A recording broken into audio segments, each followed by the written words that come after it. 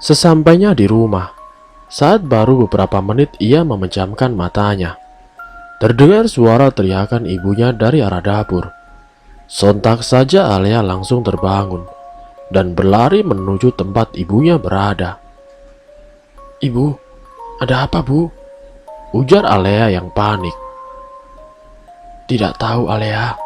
Ada yang lempar jendela dapur." Alea mencari barang yang dilempar ke arah ruang dapurnya.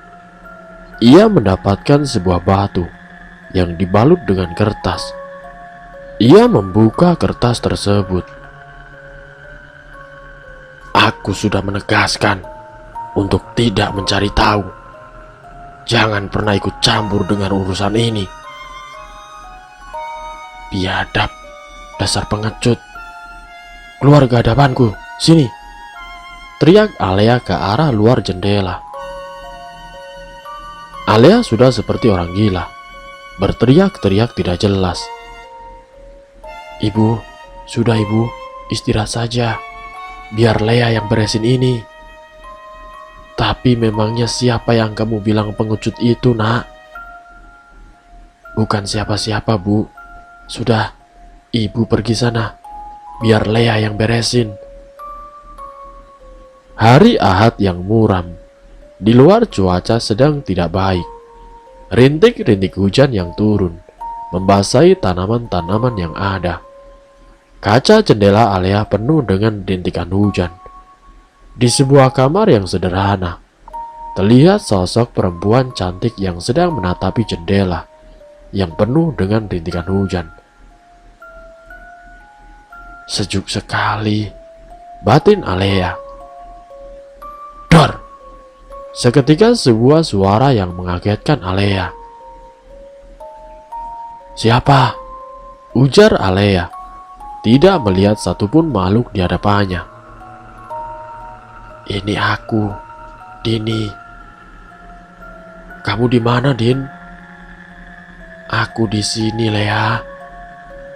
"Di mana? Kok aku nggak lihat kamu?" "Din, ayo Din, jangan main petak umpet dong. Aku mau nanya banyak hal sama kamu." "Aku sudah di hadapan kamu, Lea. Lea, aku sudah tidak kuat lagi. Tolong aku, Lea. Aku mohon." "Din, Dini, kamu di mana, Din? Aku tidak bisa melihat kamu. Aku tidak bisa lihat apa-apa di sini. Di sini gelap." "Kamu bisa mendengarkan suaraku kan? Ikuti suaraku. Tolong aku. Aku terjerat di sini." "Kamu di sebelah mana, Din? Pegang tanganku kalau kamu bisa meraihnya, Din." "Aku tidak bisa bergerak, Lea. Aku tidak bisa." Roh Dini hanya terisak.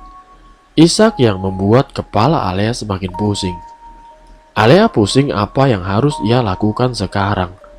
Tidak ada apapun yang bisa Alea lihat. Alea memejamkan matanya, mengikuti arah suara isakan dari roh Dini. Alea terus berjalan, dan tiba-tiba tangan Alea ditarik keras oleh seseorang. Alea berteriak kesakitan. "Hahaha, akhirnya aku bisa menangkap kamu, dasar bodoh." "Nangkap? Saya bukan binatang ya," bentak Alea pada orang yang telah menariknya. Dan seketika sebuah cahaya tepat di atas kepala Alea yang membuat mata Alea silau tidak mampu menerima cahaya itu. Alea mengedipkan matanya beberapa kali hingga ia melihat sebuah bayangan besar di hadapannya. Bayangan itu semakin mendekat. Alea mendengar sesuatu yang bergeser di lantai, seperti suara benda tajam.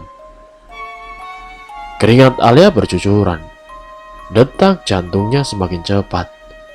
Bayangannya semakin dekat, sehingga Alea bisa sangat jelas melihat wajah orang tersebut. Tapi itu bukan wajah, melainkan memakai topeng. Dengan sebuah benda berkilau di tangan kanannya, ia mengangkat benda tersebut, dan benda tersebut adalah sebuah pedang. "Akhirnya hidup kau akan berakhir seperti ini, gadis malang." Alia terus saja meronta untuk pergi dari tempat itu. Namun sial, setiap ia berlari, selalu saja ia kembali ke tempat semula. "Rasakan ini," ujar orang tersebut dengan suara mengerikan, dan mengangkat tinggi pedang itu. Dan terjaga. Dek, mimpi apa lagi ini? Siapa dia di balik topeng itu? Gumam Alia sembari menenangkan dirinya. Dia beristighfar berkali-kali, membaca ayat kursi, agar dirinya lebih tenang. Alia bangkit dari tempat tidurnya. Ia hendak berwudu. Ia melangkahkan kakinya menuju kamar mandi. Namun alangkah terkejutnya ia saat melihat bahwasanya bak mandinya penuh dengan darah. Alia mengucek-ngucek matanya beberapa kali. Namun seketika darah itu langsung hilang. "Oke Lea, ini hanya halusinasi. Oke, ingat, halusinasi," batinnya usai berwudu. Dan ia pun melanjutkan tidurnya kembali. Keesokan paginya, Alia dan Azhar kembali melanjutkan misinya. Tidak terasa sudah 30 menit perjalanan. Akhirnya mereka sampai di rumah kediaman almarhum Dani. Mata Alia berputar-putar mengelilingi rumah itu. Ia tidak merasa ada hal yang aneh. Namun di lubuk hati Alia, ada hal yang mendorong Alia untuk terus masuk ke dalam. "Assalamualaikum, permisi." Mereka mengucapkan salam bergantian. Namun tidak ada sahutan dari dalam. Dedaunan yang berserakan di sebuah rumah mewah, taman yang tidak terawat, serta teras rumah yang sudah banyak dipenuhi dengan semut hitam yang memberikan kesan horor. Alia hanya terdiam. Memang sedari tadi, Alia sudah banyak melihat jenis makhluk tak kasat mata yang ada di sekeliling rumah itu. Namun Alia tentunya tidak memberitahu apapun pada Azhar. "Zar, kita pulang saja yuk," ajak Alia sembari menarik tangan Azhar untuk keluar dari pekarangan rumah itu. Namun saat mereka telah berada di luar pagar, seorang ibu-ibu menghampiri mereka. "Cari siapa, nak?" Anu bu, orang yang ada di rumah ini kemana ya?" tanya balik Alia. "Sudah pindah, nak." "Pindah?" ujar Azhar dan Alia serempak. Pindah kemana ya bu?" "Gak tahu, nak. Semenjak kehilangan anaknya, orang di rumah ini pindah, tidak tahu kemana." "Oh, begitu ya bu. Makasih ya bu." "Iya Neng, sama-sama. Kalau begitu saya pamit dulu." "Zar," ujar Alia dengan tatapan yang kosong. Sekarang mereka berdua sudah ada di dalam mobil. "Iya Lea. Kalau rumah yang tadi orangnya sudah, berarti rumah almarhum Dini yang kita datangin kemarin, wanita dan pria itu memang orang tuanya si Dani juga kan? Tapi waktu aku ke rumah duka Dani, orang tua Dani bukan mereka kok. Lantas, Dani dan Dini tidak kembar dong. Orang tua mereka beda. Tapi kenapa ada foto Dani di rumah Dini? Aku mikir itu berbelit-belit, tahu nggak?" Di hari Senin usai upacara, Alia bergegas ke toilet wanita untuk mengganti pakaian putih abu-abunya dengan seragam olahraganya. Alia bergegas keluar, namun Alia mendengar suara aneh di balik bilik toilet yang Alia gunakan. Alea mendekati bilik itu. Alhasil ia tidak menemukan apa-apa. Alea melangkahkan kakinya menuju pintu keluar. Namun pintu tiba-tiba terkunci. Alea mencoba menggedor-gedor pintu, bahkan berteriak, tapi tidak ada sautan dari luar. "Tolong, saya ada di dalam. Siapapun tolong saya." Berkali-kali Alea teriak, namun hasilnya tetap nihil. Tetap tidak ada sautan dari luar. Alea merasakan ada hal yang janggal di toilet. Ia merasakan ada seseorang di dalam bersamanya. Namun bukan makhluk tidak kasat mata. Alea membalikkan tubuhnya. Matanya berkeliaran di seluruh penjuru toilet. Tidak lama kemudian, Alea mendengar suara bilik terbuka. Alea menelan paksa ludahnya. Ia melihat sesosok yang ada di mimpinya. Seorang pria mengenakan nadi hitam dan topeng yang menutupi wajahnya. Ia menunduk.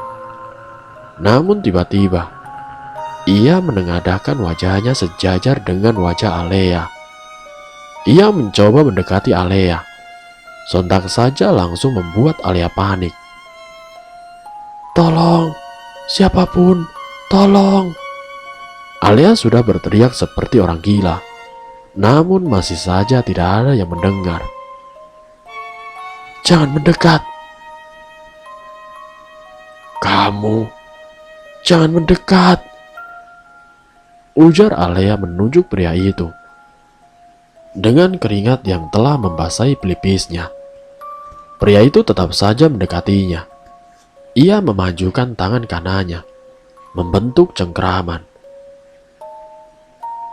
Alea membalikkan tubuhnya, dan tepat 5 cm jarak Alea dengan pria itu. Mata Alea membulat melotot saat cengkraman tangan pria itu telah berada tepat di lehernya. Lepaskan, lepaskan!" ujar Alea tersendat. Namun semakin kuat saja cengkraman pria itu. "Zar, tolong aku, Zar!" Batin Alea. Perlahan cairan bening keluar dari ekor matanya. Alea mencoba meronta. Namun tiba-tiba, pria itu terpelanting jauh. Sebuah makhluk menolong Alea. Penglihatan Alea memburam. Nafasnya sedikit sesak. Ia menatap makhluk yang menolongnya. Terakhir Alea melihat pria itu menghilang. Alea pingsan. Alea mengedipkan matanya berkali-kali. Kepalanya sedikit pusing. Badannya juga sedikit panas. Alea melihat Azhar yang tengah berada di sisi ranjang UKS. "Lea, kamu kenapa bisa terkunci sih?" ujar Azhar dengan lembut. "Tidak tahu, Zar," jawab Alea dengan tangan yang masih memijit pelan jidatnya. "Aku gedor-gedor kamu, tapi tidak ada sautan dari dalam." "Hah? Aku tidak menyaut. Aku sudah seperti orang gila di dalam.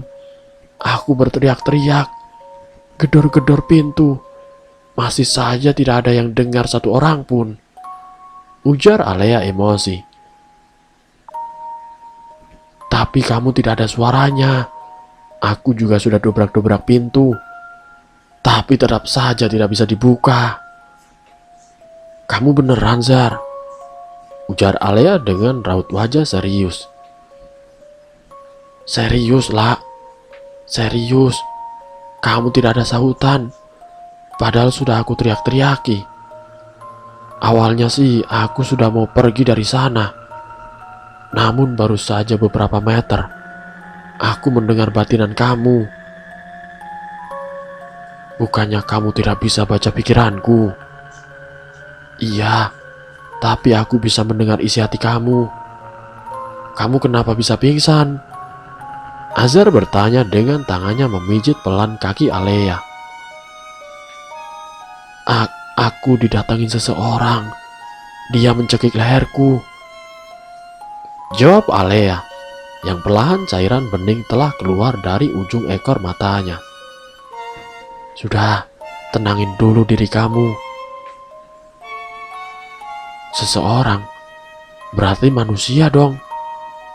Iya, pria. Pria? Wah, kurang ajar tuh orang. Berani-beraninya masuk ke toilet wanita. Geram si Azar. Kamu kenal orangnya? Enggak, Zar. Muka dia ketutup topeng. Dan dia adalah orang yang selama ini neror aku. Ya sudah, kamu tenang. Aku bakalan ngejagain kamu. Ujar Azar menenangkan. Alea mengembaskan tubuhnya yang lelah. Perlahan ia pun menutup matanya. Sesampainya di rumah, Alea yang lelah dengan keadaan. Ia mencoba untuk tidur beberapa menit karena kepalanya masih terasa pusing. Namun baru saja ia ingin menutup matanya, tiba-tiba ia mendengar pecahan piring dari arah dapur. Alea bergegas lari ke arah dapur. Ia mendapati Nadine yang tengah terluka parah. Darah menggelinang mengotori lantai dapur. Nadine, teriak Alea histeris. Tanpa pikir panjang, Alea menggendong tubuh mungil adiknya. Segera ia menelpon taksi dan mengantar adiknya ke rumah sakit terdekat. Lama Alea menunggu hasil pemeriksaan dari dokter. Alea mondar-mandir dengan ujung ibu jari yang digigit, merasa sangat khawatir. Tling! Handphone Alea berbunyi. Sebuah pesan singkat masuk dari nomor yang tidak dikenal. Sudah kuperingatkan, berhenti untuk mencari tahu. Inilah yang terjadi jika kamu terus membangkang.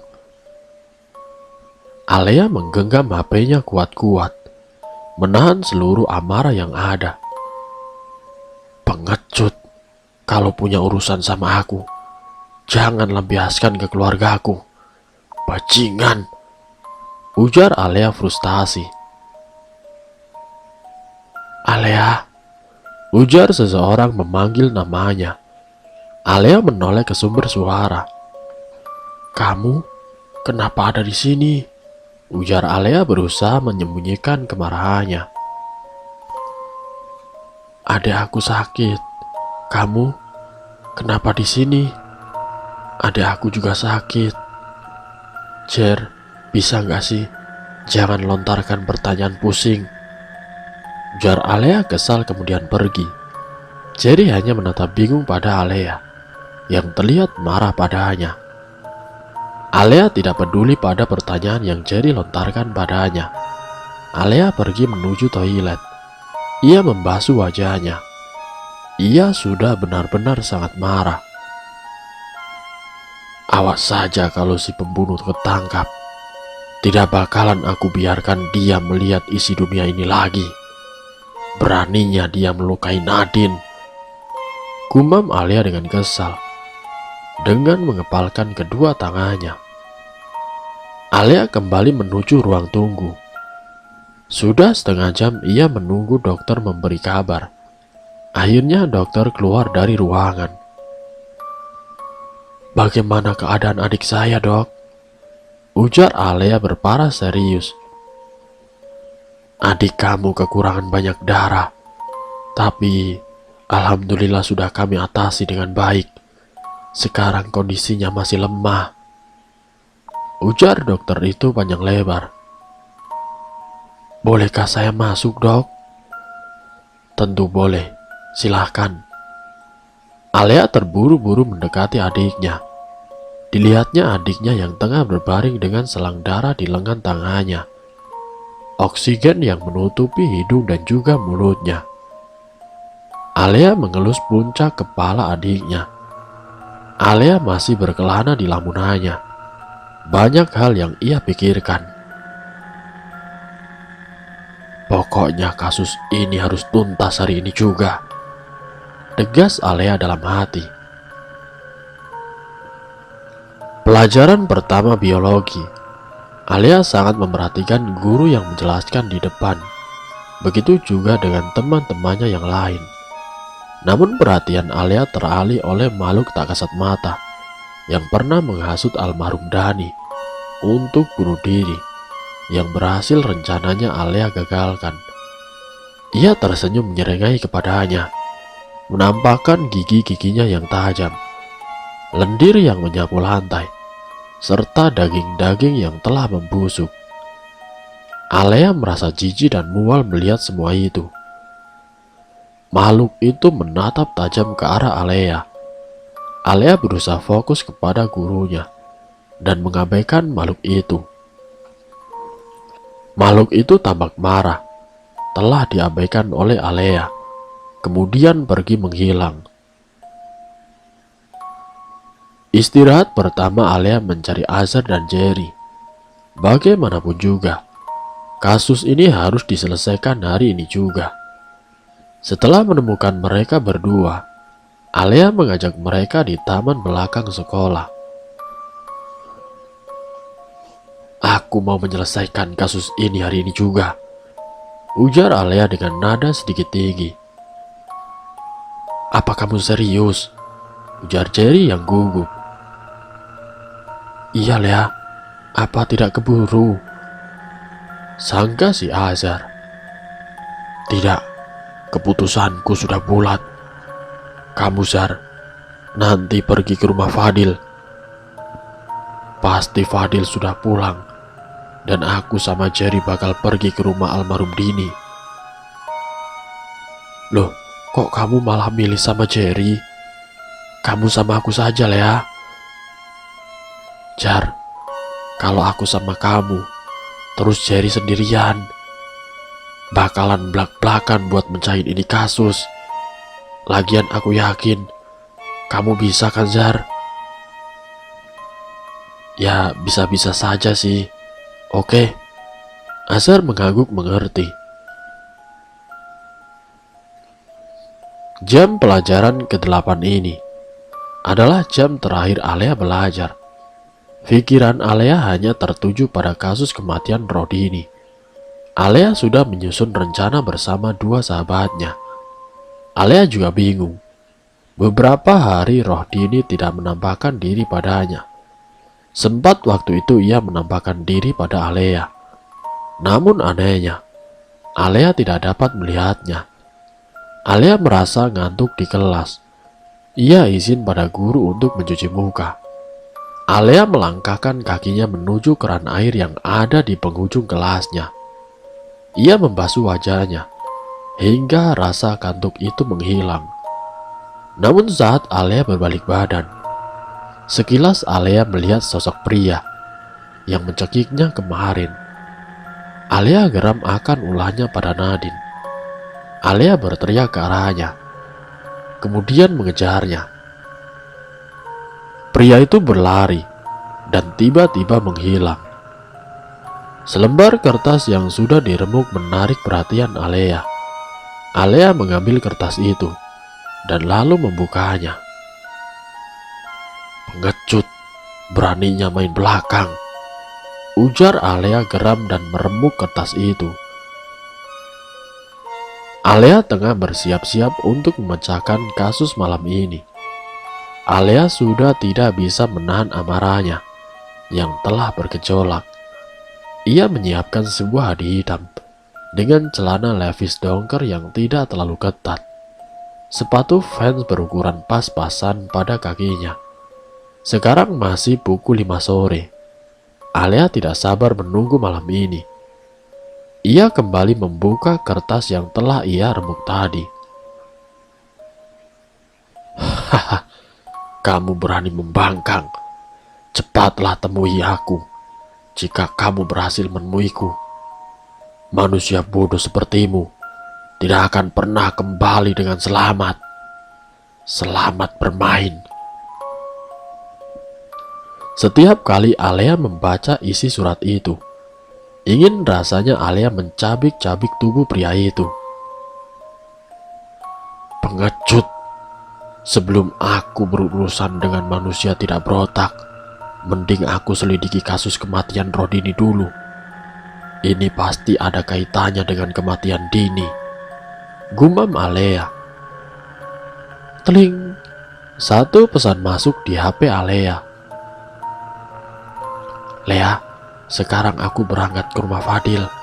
Habis maghrib, baru aku ke kantor polisi lagi.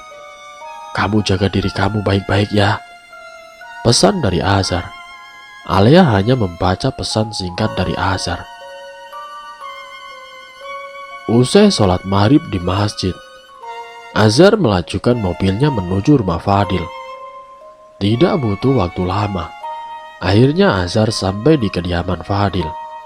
Azhar mengetuk pintu rumahnya. Beberapa saat kemudian, wanita parubaya yang tidak lain adalah pembantu di rumah ini membukakan pintunya. Maaf, cari siapa, Den? Ujar wanita itu. Fadilnya ada, Mbok. Dan Fadil lagi keluar, lagi beli makanan. Bentar lagi dia pulang kok, Den. Boleh saya nunggu, Mbok? Dan ini siapanya Den Fadil? Temennya, Mbok. Ya sudah, nunggunya di dalam saja ya. Kurang lebih sudah setengah jam Azhar menunggu kedatangan si Fadil. Namun Fadil tidak kunjung tiba. Azhar menghabiskan secangkir teh yang telah disuguhkan untuknya. Ia melihat sekeliling rumah Fadil, terutama bagian ruang tamunya. Azhar menatap vas foto berisikan Fadil dan juga keluarganya. Mata Azhar terbelalak saat menemukan foto Jerry dan Dani yang ada di foto keluarganya. Kenapa ada si cupu di foto ini? Apa ada kaitannya dengan Fadil? Batin si Azhar. Saat Azhar memandang foto keluarga itu, tiba-tiba suara pintu terbuka dari arah depan, menyembulkan kepala seseorang. Maaf, Anda siapa? Tegur pria itu pada Azhar, yang sedang beradu iris dengan pria itu. Perkenalkan, nama saya Azhar, ujar Azhar dengan senyum yang ramah. Cari siapa? Tanya pria itu. Saya mencari Fadil.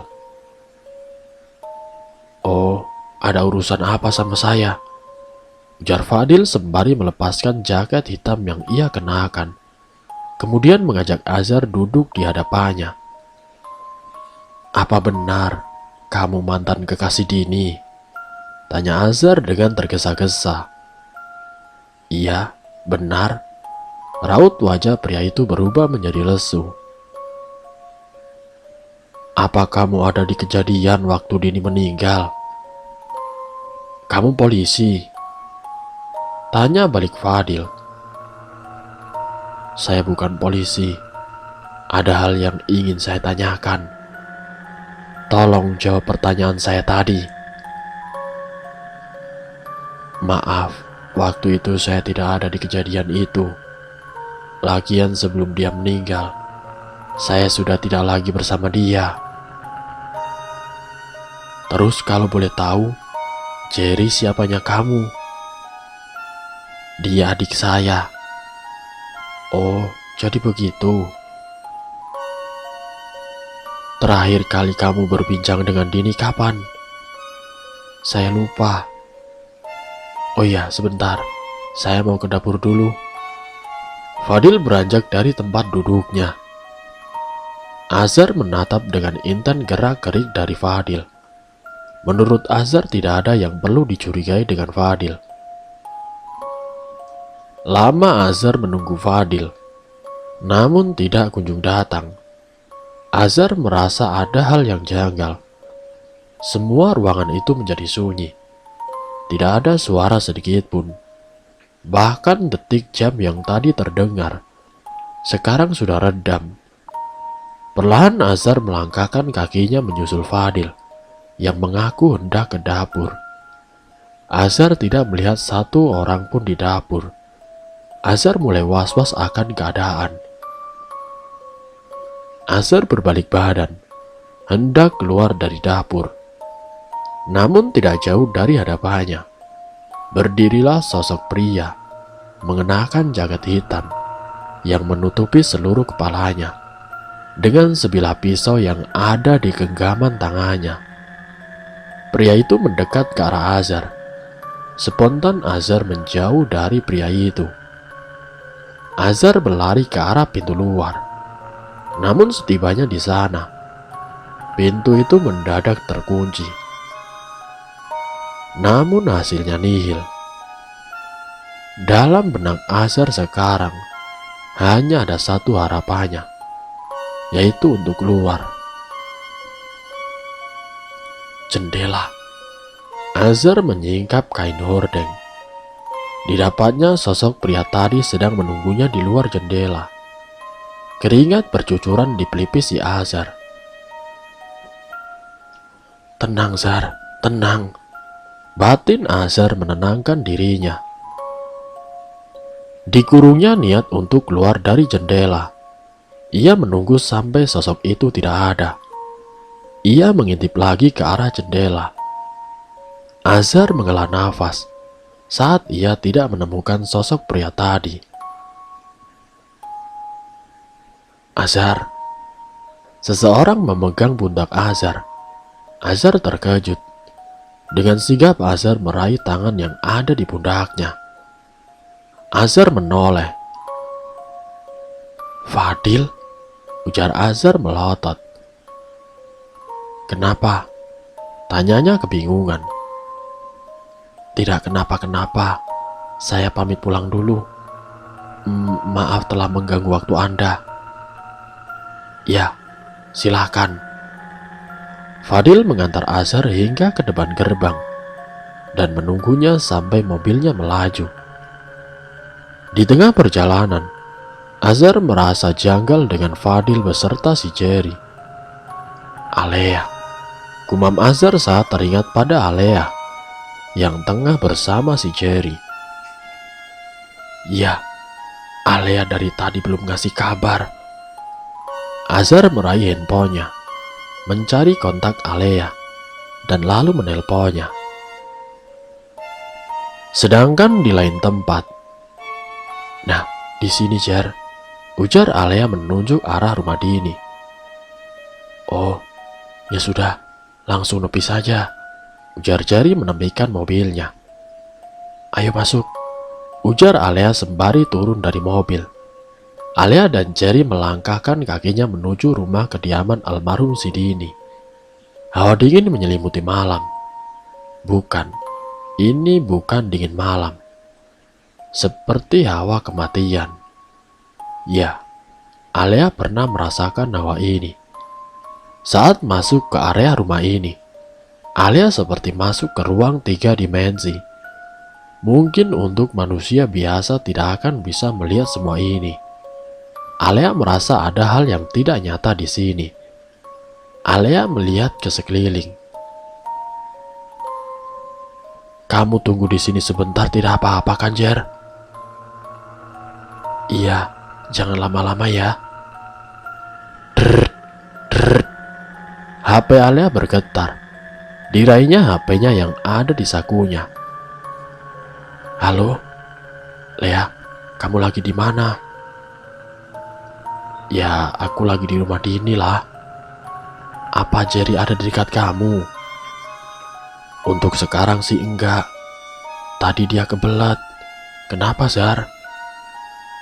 Menjauh, Lea. Menjauh dari Jerry. Pergi dari sana. Aku akan ke sana. Apa-apaan sih, Zar? Kok kamu mendadak aneh gitu? Tolong, Lea. Pergi dari sana. Kali ini nada Azhar sedikit membentak dan berharap Alea untuk pergi. Memangnya ada apa sih, Zar?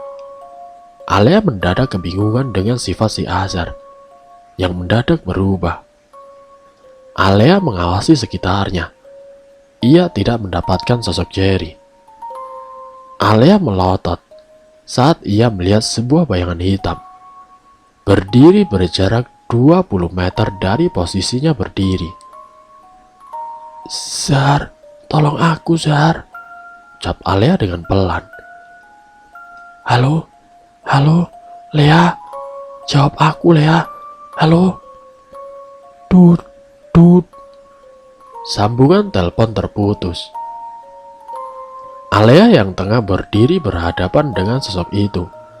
Sosok itu semakin mendekat ke arahnya. Kaki Alea bergetar. Ingin rasanya ia berlari. Namun berat sekali kakinya untuk melangkah pergi. "Zar, tolong aku, Zar," ujar lirih Alea. Dan brak! Sebuah benda tumpul mendarat di kepala Alea. Hingga Alea terjatuh tersungkur dan tidak sadarkan diri. Kini Azhar sudah hampir sampai di lokasi. Namun saat ia belok ke kanan di perempatan, sekelebat bayangan melintas di depan mobilnya yang membuat konsentrasi Azhar teralih. Azhar membanting setirnya hingga menabrak tiang listrik yang ada di dekat perempatan. Mobil bagian depan hancur remuk. Untungnya Azhar tidak terluka parah. Hanya saja Azhar sedikit pusing. Azhar merehatkan tubuhnya sejenak sampai pusingnya sedikit berkurang. Alea mengedipkan matanya beberapa kali.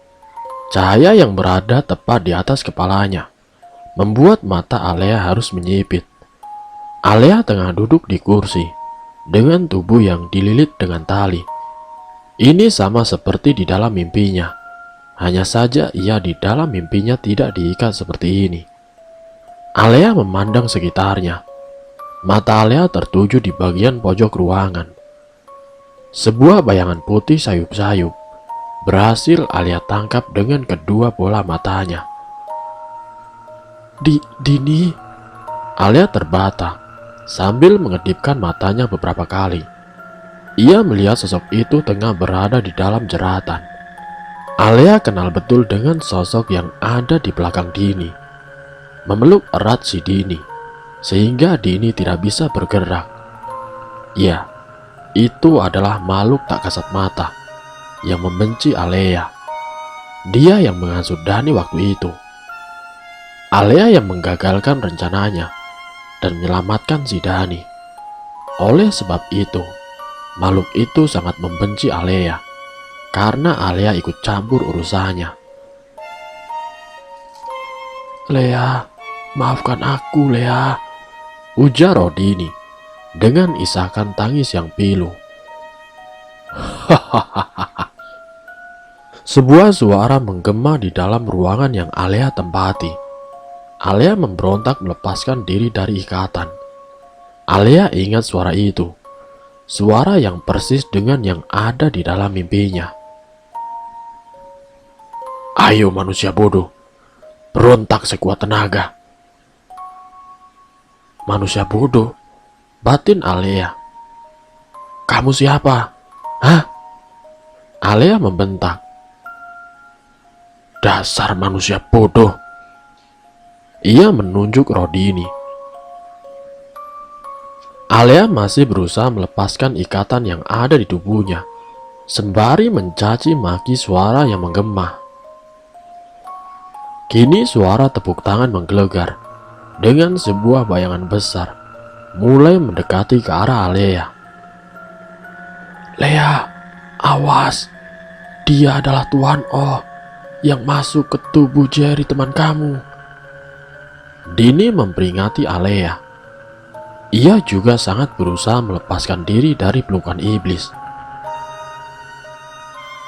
"Tuan Oh, oh, jadi kamu iblis kan? Ngapain masuk ke tubuh manusia? Hah?" ujar Alea marah-marah. "Karena teman kamu yang memintanya." Hahaha. "Lagian teman kamu ini, ia memuja iblis." Alea terbelalak tidak percaya. Ternyata Jerry selama ini telah memuja iblis. "Lalu, kenapa kamu memasuki dia? Apa dia juga memuja kamu?" ujar Alea. Dia yang menumbalkanku. Aku sudah menjadi tumbal, dan dua saudaranya yang malang. Dia pun menunjuk Rodini. Mereka juga menjadi tumbal dari manusia yang tengah aku masuki sekarang. Kamu pikir jadi tumbal enak? Aku tidak akan membiarkan satu makhluk pun yang pernah menyakitiku lolos. Ujar sosok itu dengan geram. Jadi selama ini, Jerry seorang pemuja iblis, dan dengan tega menumbalkan sosok sahabatnya sendiri. Batin Alea. Lalu, kenapa kamu menahanku? Apa salahku? Ujar Alea berteriak. Karena kamu ingin menyelesaikan kasus Dini. Jika kamu menyelesaikan kasus Dini, otomatis Dini sudah tenang dan kembali ke alam baka. Dan aku tidak akan membiarkan itu terjadi. Ucapnya berhenti sejenak. Bagaimana kalau kita ke neraka bersama-sama? Sosok itu menyeringai ke arah Alea. Ia mengeluarkan sebilah pisau belati mengkilap. Tidak, lepaskan aku. Alea memberontak hebat, sehingga kursi yang ia duduki bergeser sedikit demi sedikit. Sosok itu mulai mengangkat pisau itu 100 cm di atas kepala Alea. Saat ia akan menghujam kepala Alea, seseorang melabrak sosok itu hingga sosok itu terjatuh dan pisau yang ia pegang terlempar jauh dari posisinya. Lea, kamu gak apa-apa? Azar melepaskan ikatan yang ada di tubuh Alea. Zar, kening kamu berdarah, Zar. Alea memegang kening Azar yang berlumuran dengan darah.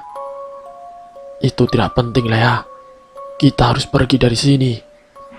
Azar menarik tangan Alea, berlari menuju keluar. Namun pintu itu tertutup saat Azar dan Alea mendekati pintu itu. Tambah satu manusia lagi. Sosok itu sudah berdiri di belakang Azar dan juga Alea.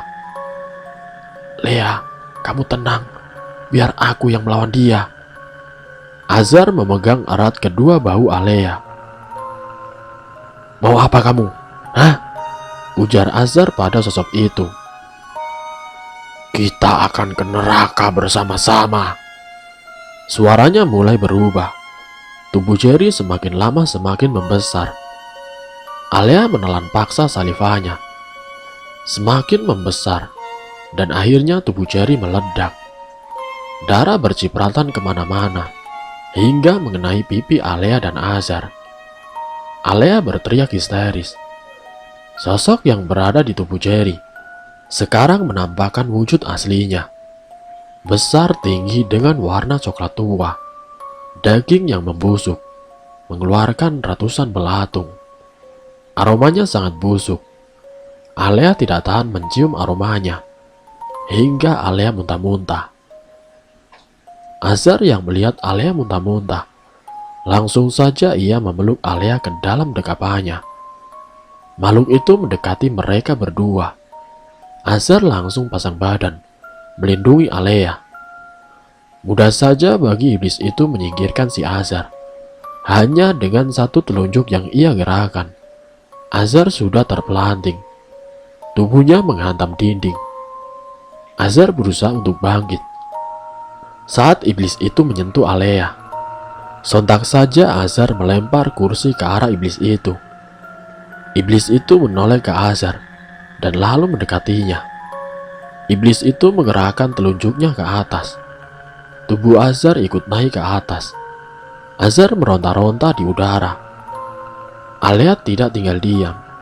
Perlahan ia bangkit menguatkan tubuhnya. Ia berjalan tertatih ke arah iblis itu. Iblis itu menyeringai ke arah Alea dan melemparkan Alea hingga menghantam pintu keluar. Azar yang tengah berada di udara berteriak histeris saat iblis itu meremukkan tubuhnya. Azar terus meronta.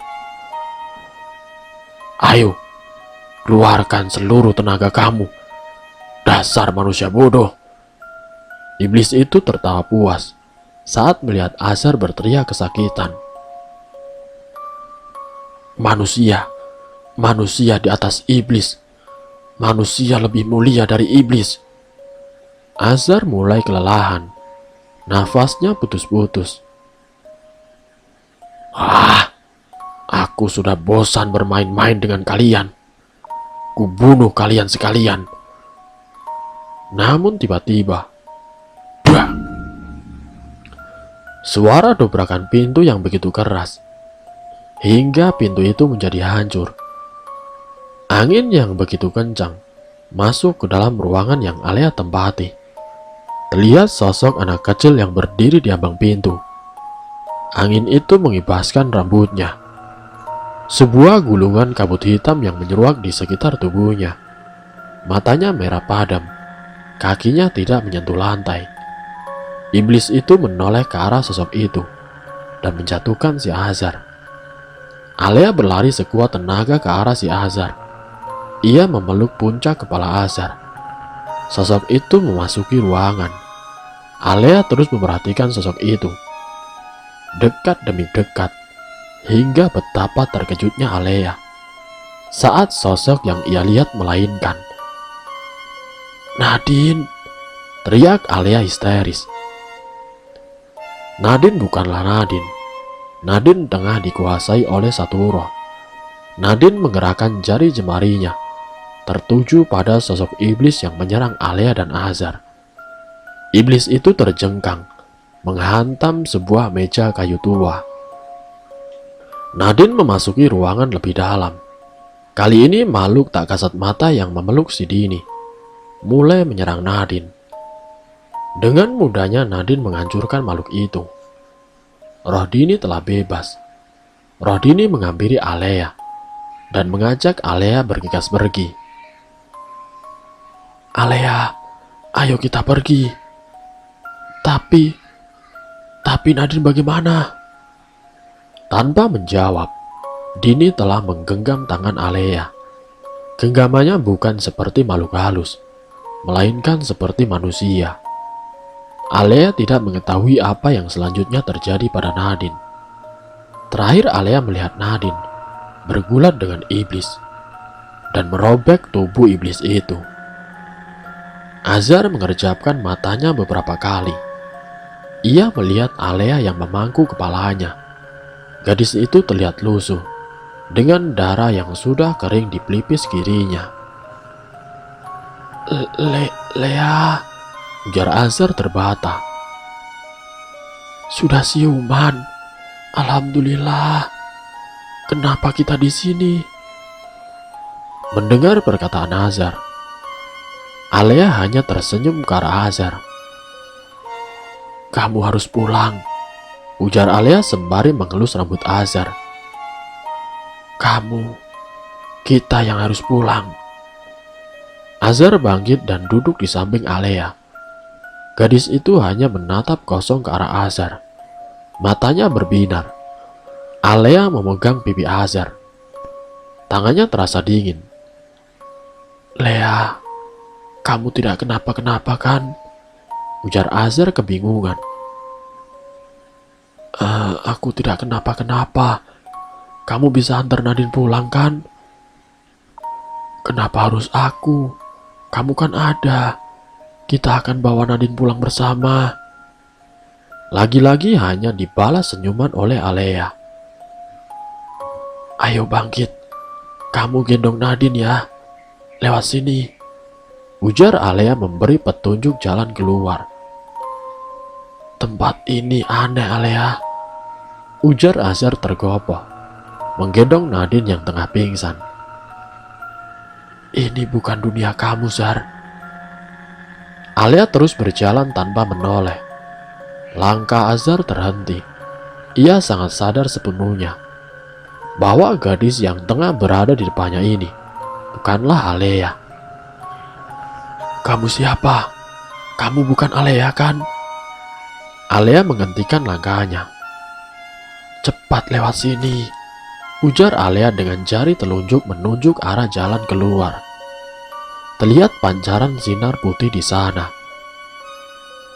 Kamu siapa? Kali ini nada bicara Azar meninggi. Alea menoleh ke arah Azar. Ia tersenyum hambar. Perlahan cairan bening menyelusup di mata pinggirnya. Aku mohon Zar, bawa Nadine pergi dari sini. Kamu tidak punya banyak waktu. Alea mengusap air matanya yang mulai mengalir dengan deras. Maksud kamu apa, Lea? Kamu harus ikut, ujar Azar membentak. Aku tidak bisa ikut. Tapi percayalah, aku akan terus menjaga kalian. Azar masih terlihat kebingungan. Azar menundukkan kepalanya saat ia menyadari bahwa kaki Alea tidak menyentuh tanah. Lea, ujar Azar dengan pelan.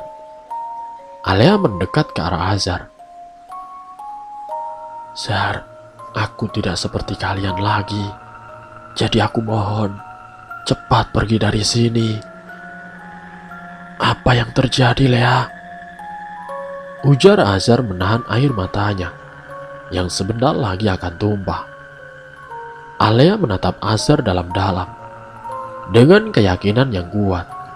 Bibir Alea bergetar dan menceritakan semuanya pada Azar. Jadi, maksud kamu, sekarang kamu sudah meninggal? Azar menatap Alea dengan sendu. Alea hanya membalas senyuman pada Azar. Azar menurunkan Nadine sejenak. Ia mendekat ke arah Alea berdiri. Ia memeluk Alea, namun seperti memeluk udara. Untuk pertama kalinya, Alea melihat Azar menangis hanya karena dirinya. Tidak, aku harap ini semuanya mimpi. Azar tenggelam dalam tangisannya. Baiklah, aku juga akan menghapus ingatan kamu tentangku. Tidak, aku tidak bakalan melupain kamu, Lea.